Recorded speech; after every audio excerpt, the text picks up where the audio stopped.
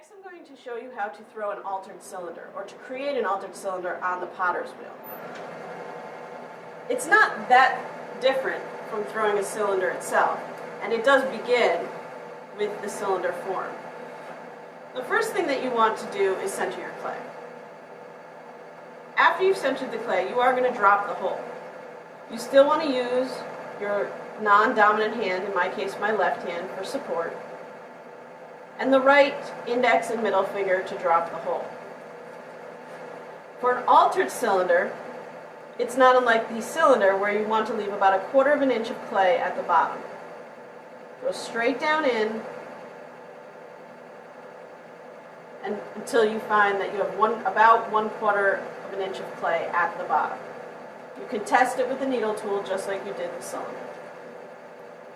The second step is still to open the hole.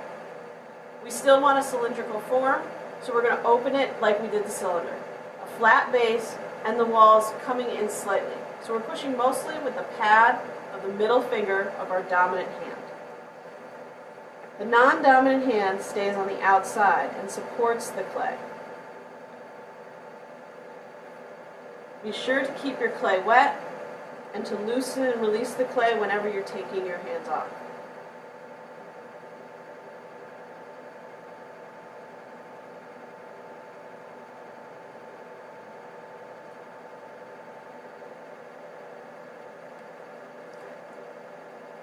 Next, we're going to compress the base.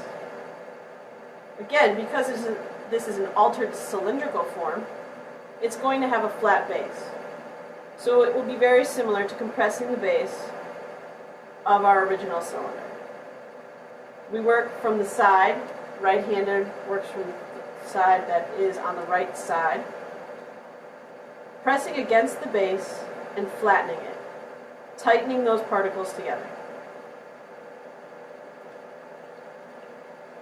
Next, we're going to fix the lip. The non-dominant finger and thumb support the inside and outside of the wall, and the right index finger comes down on top, strengthening the lip and sending it back on center. Next, we're going to pull up the walls. For right now, I'm going to create a cylinder. Then I will alter it after the cylinder is made. My right index and middle finger are on the outside, in my case with a sponge, and my left index and middle finger on the inside, and I'm working at 4 o'clock. Again, this is because I'm right-handed. Left-handed would work mirror opposite. My hands are together, my elbows are on my legs. My inside fingers support, my outside fingers push. Move this clay in a cylindrical form, but a little bit in at the top, kind of cone-like, to make sure that it doesn't flare or collapse. Your pots should be getting taller now, so you may have to work with your hands a little bit separate, but you want to try to connect them as soon as they can reach. Be patient, work carefully, but make sure you're moving that clay.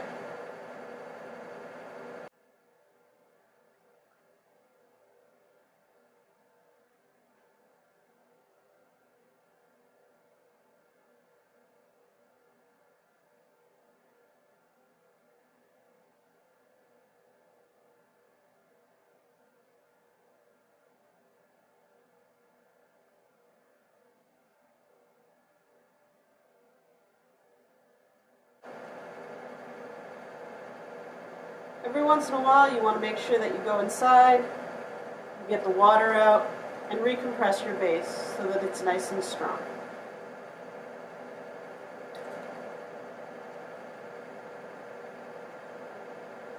As your pots have gotten taller, it's going to be harder to look inside, but you can feel whether or not your base is flat.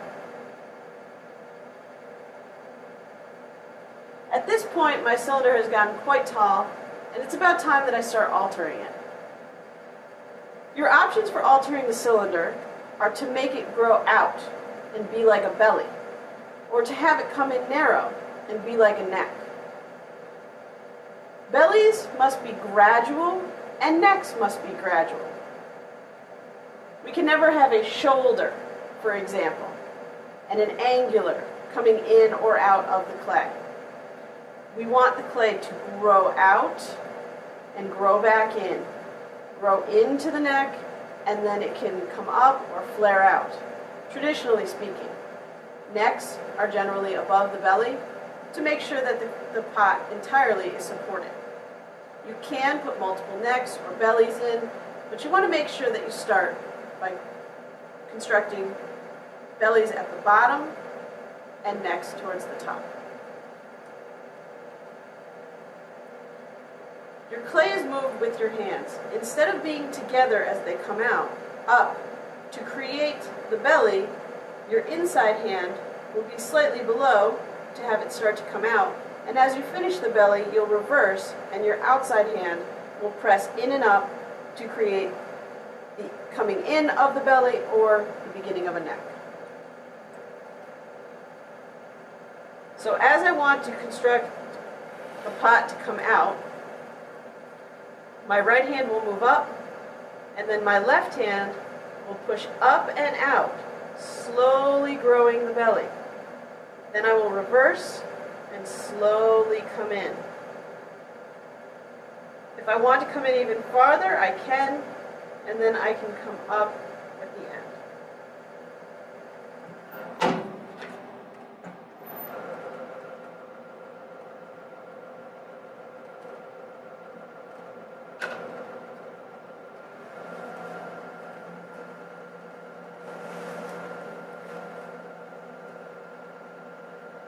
Coming out and up to create the belly, coming in and up to create the top of the belly, coming in and up to create the neck, and coming out to flare the top.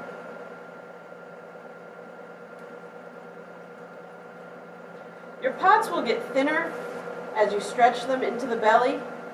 It's very important that you don't get them too wet and that you don't get them too thin, or they can collapse.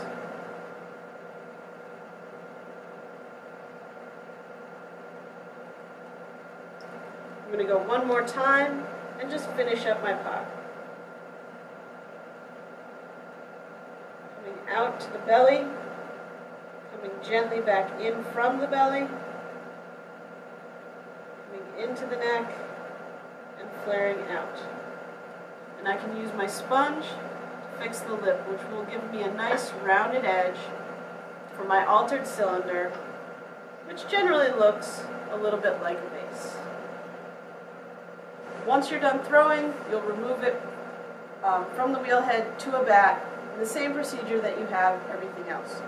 You'll cut off the excess clay or skirt with a wooden knife, make a groove underneath with a wooden knife, add some water to the wheel head to help cut off with a cutoff wire, and use wet pot lifts to remove it and put it on a bat.